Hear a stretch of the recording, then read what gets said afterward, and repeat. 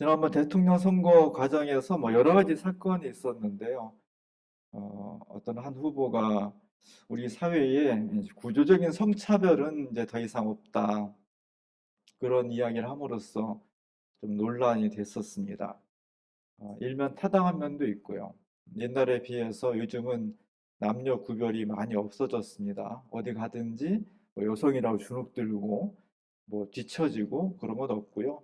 어디나 다 남녀가 다 함께 이야기하고 또 옛날엔 금녀의 구역이라는 직업도 굉장히 많았습니다. 그런 것들이 다 철폐됐습니다. 뭐 군인이라든지 경찰이라든지 이제 사관학교에도 여성들이 다 입학하고요. 그리고 뭐 스포츠에도 권투, 격투기 뭐 이런 것까지 다 옛날에 여성들이 생각하지 못했던 축구 뭐 이런 것도 다 동등하게 해서 겉으로 보면은 크게 뭐 남녀의 구별이 없는 것처럼 많이 발전을 한 것입니다. 그럼에도 불구하고 아직 자세히 들여다보면 우리 사회에 구조적 성차별은 없다라고 말할 정도까지는 가지 않은 것 같아요. 어, 올해 3월인가 지난달에 영국의 시사주간지 이코노미스트라는 그 시사주간지가 세계의 그래도 굉장히 선진국이라고 하는 OECD 국제협력개발기구라는 OECD 가입국이 29개 나라인데요. 그 나라의 성차별적인 요소가 얼마큼 있는지를 조사해서 발표를 했습니다. 그거는 어, 여성과 남성이 성에 따라서 임금이 얼마나 동등한지, 차별이 있는지, 또는 기업이나 관공서 이런 데 아주 임원들, 고위 인사들이죠. 그런 것에 여성의 비율이 얼마큼이나 되는지, 또는 국민의 대표라고 하는 국회의원들의 수에서 남성과 여성의 비율이 어떻게 되는지, 뭐 이런 것을 쭉 조사해서 그래도 선진국이라고 하는 29개 나라의 그 여성 남성의 격차, 차별 이런 요소들을 발표를 했는데요. 우리나라가 몇 등이에요? 29개 나라 중에 29등이었어요. 근데 이게 올해만 그런 게 아니라 10년 동안 쭉 그래왔다는 거죠. 그렇다고 우리나라가 뭐 전 세계적으로 보면은 아주 나쁜 건 아니지만 그래도 선진국이라는 경제에 있어 상당히 강대국이라고 하는 그런 나라들에서 보면은 아직도 우리나라의 사회적으로 구조적으로 여성들의 불평등이 없다라고 말할 수 없는 그런 상황이라는 것입니다. 그래서 어느 곳이든지 사람이 위로 올라가려고 하는 욕망이 있는 거잖아요. 자리도 그렇고 경제적인 문제도 그렇고 사회적인 지위도 그렇고. 그래서 얼핏 보면은 남자나 여자나 다 열려 있는 것처럼 보이고 여성이 얼마든지 진출할 수 있을 것 같고 상승할 수 있을 것 같은데 실제로 가다 보면 어느 지점에 가면은 잘 안 보이던 천장이 딱 가로막혀 있다는 거죠. 이런 것을 유리천장이라고 말을 했습니다. 점점 더 사회가 진보해서 유리천장이 점점 없어지고 우리 사회가 남녀 성차별이 적어도 구조적으로 줄어드는, 그리고 마침내 동등한 사회가 되기를 기대하고 있습니다. 또 하나 요즘 청년들이 굉장히 좌절을 많이 하고 있습니다. 중요한 이유 중에 하나가 우리 청년들이 직업을 통해서 자신의 삶을 실현해야 되는데 비정규직의 비율이 점점점 늘어나고 있다는 거죠. 작년에 우리나라 사회의 비정규직 비율이 38%가 넘었다고 해요. 중요한 것은 그 전해에 비해서 2% 정도가 늘어난 거예요. 점점 줄어들면 희망이 있는데 점점 늘어난다는 것은 비정규직이 점점 많아진다는 거잖아요. 그렇게 되면은 직업을 통해서 자신의 삶을 안정되게 살고자 하는 젊은 세대들이 점점 불안해지는 겁니다. 비정규직은 뭐가 문제냐? 똑같은 조건에서 똑같은 일과 똑같은 노동을 함에도 불구하고 차별을 받고 있다는 거죠. 전혀 다른 대우를 받고 있다는 거예요. 첫 번째로는 고용이 보장이 안 되는 거죠. 계약 기간이 1년에 2년마다 다른 데로 옮겨야 되는, 아니면 또다시 고용을 기대해야 되는 삶이 불안정한 거죠. 또 승진에 대한 기대가 별로 없는 겁니다. 사람은 근본적으로 뭔가 올라가고자 하는 욕구가 있는 것인데 그런 기대를 품기가 어렵습니다. 결정적으로는 똑같은 노동을 해도 돌아오는 대우가 실질 임금이 절반에서 조금 더 되는 한 50%, 60%밖에 되지 않는 그런 상황인 거죠.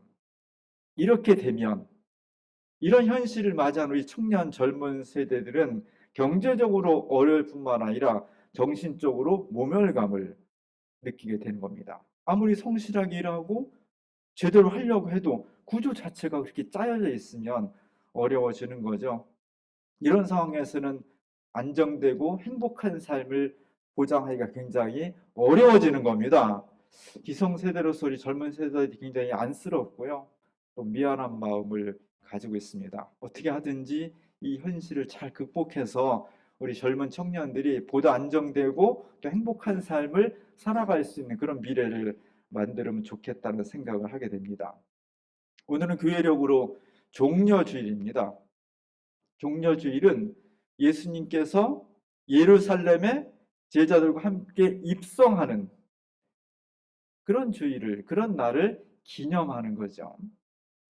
제자들과 함께 예루살렘 입성해서 마지막으로 주님께서 하시고자 했던 일을 성취하는 것입니다. 주님이 예루살렘에 입성하는 것은 그냥 한번 둘러보거나 아니면 그냥 별일 없는데 그냥 예루살렘 유명한 곳이니까 성지니까 한번 가보자. 그래서 간 것이 아니었습니다. 예수님의 공생애가 있었는데 그 공생애는 분명한 목적을 가지고 있었어요. 그 목적의 마지막 지점이 예루살렘이었습니다. 문제점은 그 예루살렘의 마지막 예수님의 공생의 정점이었는데 그 지점이 높은 지점이 아니었다는 거예요. 그곳에 가서 높은 곳으로 올라가는 것이 아니었다는 것입니다. 제자들은 예수님이 예루살렘에 입성하면 메시아로서 이제 왕이 되고 높은 곳에 올라가서 세계를 뒤엎고 새로운 세계를 건설할 것이고 거기에 덩달아서 예수님을 쫓아다녔던 자기들의 지위나 모든 상황도 좀 더 높은 곳으로 올라갈 것이라는 기대를 가지고 있었습니다. 그래서 예루살렘 입성할 때 마치 그 모습이 굉장히 당당하고요. 예수 왕을 호위하는 호위무사처럼 그렇게 제자들이 입성을 합니다. 이 부분에서 예수님과 동고동락했던 그 제자들의 어긋남이 절정에 이르게 돼요. 제자들은 예수님이 더 높은 곳으로, 가장 높은 곳으로 올라가는 왕으로서의 메시아를 기대했고요. 반면에 예수님은 예루살렘 올라가서 높은 곳으로 올라가는 것이 아니라 그곳에서 십자가를 지고 추락하는 그런 메시아상을 가지고 있었습니다. 십자가의 죽음으로 우리 모두를 구원하는 것. 이 메시아의 깊은 섭리, 지금도 사실은 메시아가 십자가의 죽음을 통해서 우리를 구원한다는 것이 너무 깊은 내용을 가지고 있어서 사실 언뜻 이해하기가 쉽지 않습니다. 우리는 어려서부터 많이 들어왔기 때문에 그냥 그런가 보다 하지만 수천 년 동안 메시아가 이 땅에 오시면 불의한 권력자를 내쫓고 다윗왕처럼 힘을 가지고 우리를 지배할 것이며 새로운 세상을 건설할 것이라고 기대하고 믿어왔던 제자들에게 예수님이 메시아인데 오랫동안 믿어온 그런 상승하는 메시아가 아니라 죄인으로 규정되고 십자가를 지고 죽음에 이르고 그분을 메시아라고 한다? 이것은 사실 받아들이기가 굉장히 어려운 그런 메시아였습니다. 오늘 주보 그림에 제가 예수님께서 십자가를 지고 골고다로 가는 그런 모습을 그렸습니다. 매맞고 고문당하고 조롱당하고 채찍에 맞고 온몸이 다 피투성이가 돼서 예수님이 십자가를 지고 골고다를 향해서 갑니다. 너무나 힘들고 가시밭 같은 형극의 길이었습니다. 그리고 그 십자가를 지고 가다가 육체적인 한계에 도달했을 때 쓰러지죠. 쓰러지고 추락해 버립니다. 사실 우리는 어떤 사람들이냐? 바로 예수님께서 그 고난의 십자가를 지고 피 흘리고 조롱받고 아프고 고통당하는 그 결과를 통해서, 그 고난을 통해서 우리가 구원받은 사람들, 그리스도인이란 그런 의미를 가지고 있습니다. 제가 저 그림을 보면서 예수님의 십자가를 지고 채찍맞아 온몸에 피가 나고 가시관을 쓰고서 머리에서 피가 흘리고 지치고 힘들고 그런 모습으로 골고다를 향해서 가시는 예수님을 생각할 때 이상하게 제가 떠오르는 노래는 우리가 잘 알고 있는 단장의 미아리 고개라는 노래였어요. 사실 제가 저 노래를 별로 좋아하지 않거든요. 6.25 전쟁 때 인민군이 서울에 침략을 해서 서울에 있는 우리나라 많은 사람들을 잡아갔습니다. 기독교 인사들도 많이 잡아갔어요. 근데 뭐 차에 딱 실어갖고 호송해서 이렇게 간 게 아니라 그냥 맨발로 막 질질질 체포해서 끌고 갔다는 거예요. 그 모습을 어, 담았고요. 서울에 가면 미아리 고개가 있는데 글로 이렇게 넘어가는 모습이었다는 겁니다. 거기 보면 당신은 철사줄로 두 손을 꽁꽁 묶인 채로 뒤돌아보고 또 뒤돌아보고 맨발로 절머절머 끌려가신 이 고개여 한마는 미아리 고개. 그 미아리 고개를 단장의 미아리 고개라고 해요. 단장은 뭡니까? 장이 막 끊어지는 거예요. 끊어질 듯이 아픈 거예요. 우리가 복통 많이 심한 그런 경우를 경험하면 진짜 막 창자가 막 뒤틀리는 그런 아픔, 참을 수 없는 고통이 있잖아요.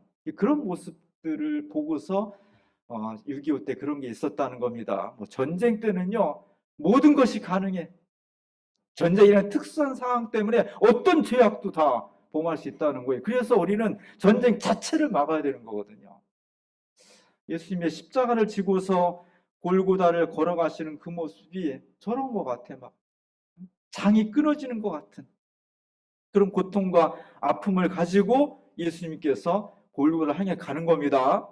중요한 것은 그 아픔, 그 장이 끊어지는 아픔 가운데 있는 정말 메시아로서 왕이 되어야 되는데 가장 높은 곳에 있어야 될 그분이 가장 낮은 곳으로 죄인으로 고문받고 지금 죽으러 가는 그런 모습의 메시아, 완전히 추락해버린 메시아.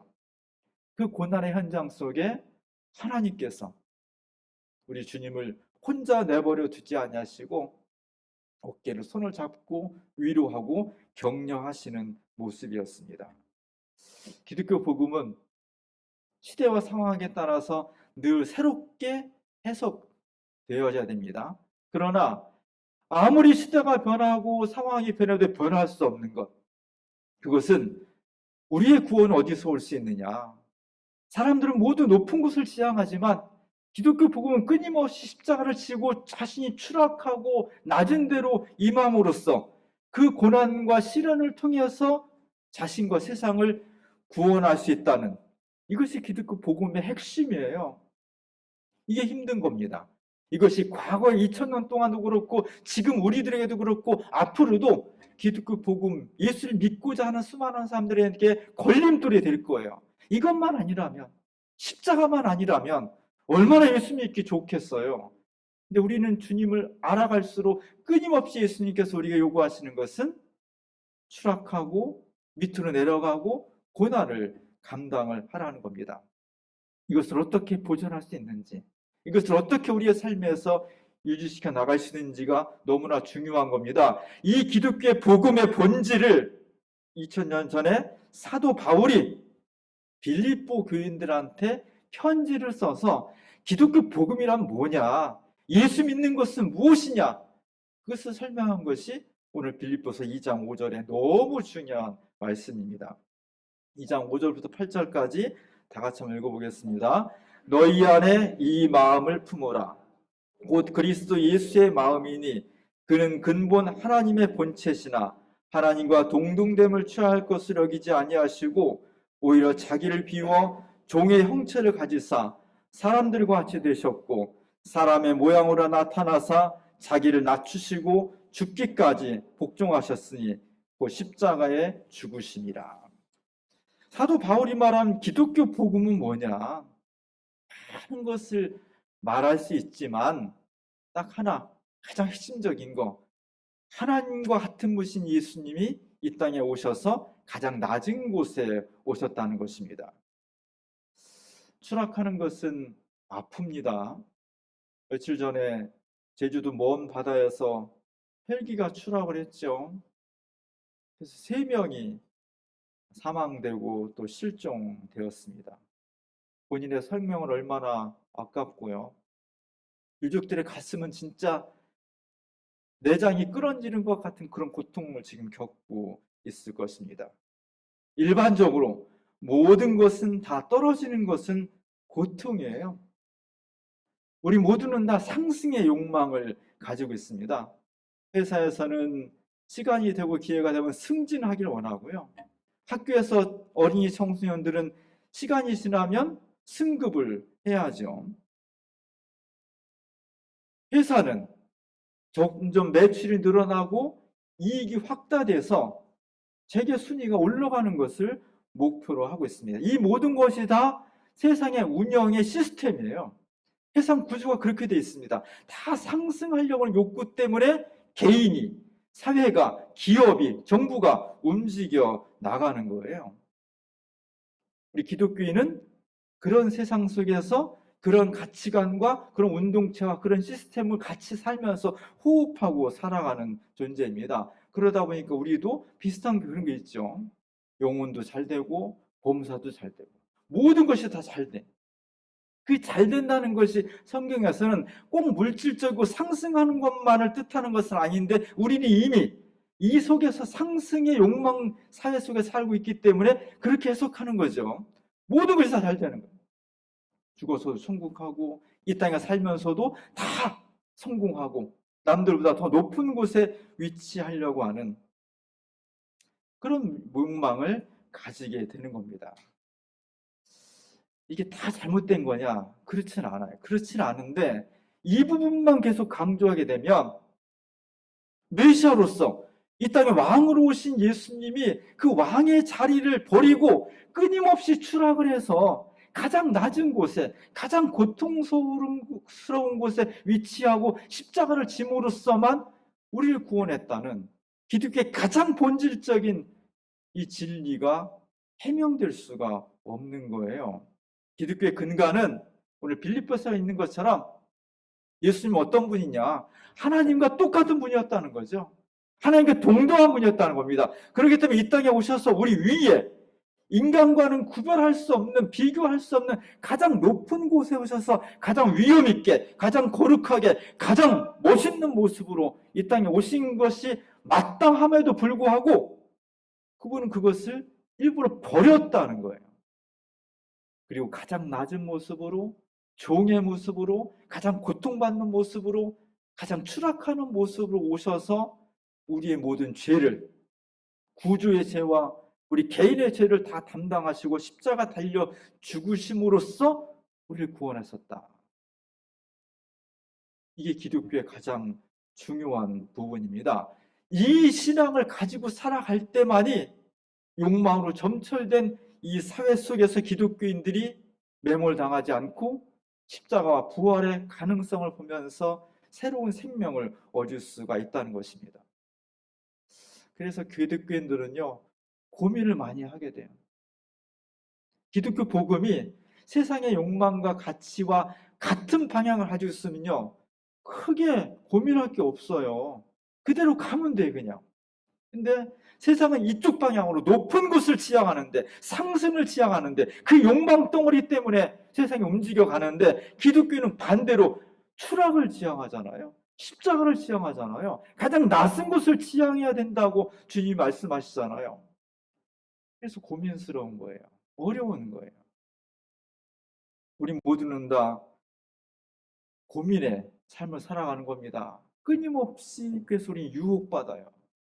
기독교 복음을 믿으면 다 성공하고 다 잘되고 십자가는 빼놓고 부활의 영광만 가질 수 있다는 유혹들이 많이 있습니다. 제가 읽은 문학 작품 중에 정말 가장 감동받은 것 중에 하나는 제가 여러 번 얘기했지만 그리스도 최후의 유혹이라는 니코스 카잔차키스 작품입니다. 문학적으로 굉장히 훌륭한 작품이고요. 정말 놀라운 것은 예수님이 정말 그랬는지 모르지만 충분히 상상할 수 있는데, 예수님이 십자가 달려 죽으면서까지 끊임없이 평생 동안 예수님을 괴롭혔던 유혹이 있다는 거예요. 그게 뭐냐? 왕이 되고 세상을 지배하고 높은 곳에 올라가고 그런 특별한 욕망이 아니라, 그런 유혹이 아니라, 예수님이 십자가 달려 죽으면서까지 눈앞에 펼쳐졌던, 악마가 유혹했던 그 내용은 그냥 평범한 삶이에요. 예수님이 다른 사람들처럼 30살 이전에 결혼하고, 그리고 아이를 낳고 건강하게 그 지역사회에서 존경받으면서 어른이 돼서 손주들 보고, 그러다가 나이 먹어서 자연스럽게 자연사하는 거. 야, 이렇게 살고 싶다. 굳이 십자가 안 지고, 굳이 고난의 길 걷지 않고, 역사고 사회고 죄고 그런 거 생각 없이 그냥 다른 사람 다 가는 그런 것처럼 평범하게 살고 싶다는 유혹이 예수님을 죽을 때까지 괴롭혔다는 거예요. 이 발상이 위대한 거예요. 저는 충분히 그럴 수 있다고 생각합니다. 우리에게도 이런 유혹이 너무나 큰 거예요. 그냥 왜 굳이 추락해? 왜 굳이 십자가를 지려고 그래? 그냥 남들 가는 대로 다 가면 되지. 평범하게 살면 되지. 이런 유혹들이 우리에게 오는 겁니다. 그러나 우리는 끊임없이 유혹받고 고뇌하지만 마침내 선택하는 길은 뭐냐?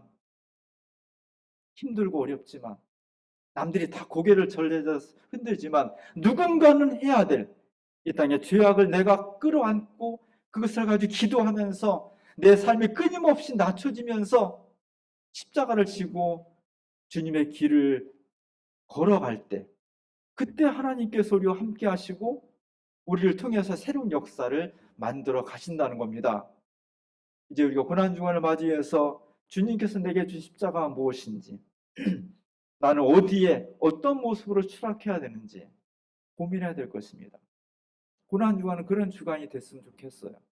내게 주신 십자가가 무엇인지, 그것이 무엇이든 어떤 모습으로 내게 오든, 우리가 정말 중요한 거 하나, 내가 어떤 십자가를 지고 어디까지 추락하든지 간에 우리는 혼자가 아니라는 것.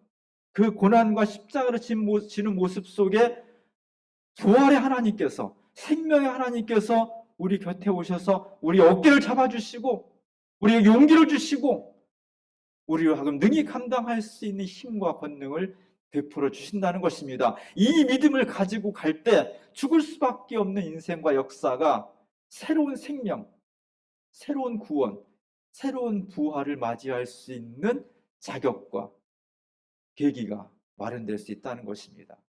이 놀라운 은총이 예수님의 십자가를 바라보면서 함께 고백하는 우리 모두 위에 함께 할 수 있기를 주님의 이름으로 간절히 축원합니다. 기도하겠습니다. 우리를 구원하시기 위해서 정말 부끄럽고 모욕당하고 고통스럽고 죽음의 자리에까지 추락하신 메시아를 찬양합니다.